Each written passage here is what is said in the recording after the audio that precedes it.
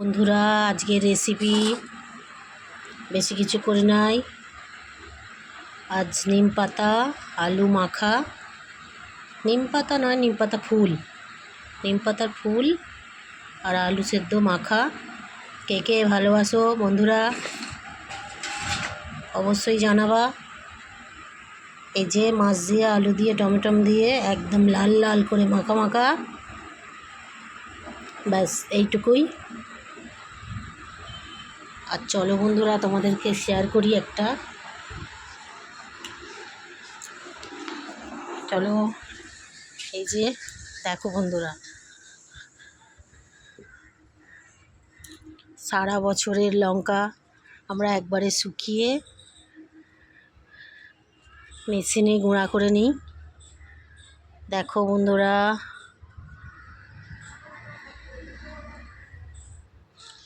এত হাওয়া দিচ্ছে, পাতায় ভর্তি হয়ে যাচ্ছে। এই যে বট গাছের কচি কচি পাতা সব বেরিয়ে পড়েছে।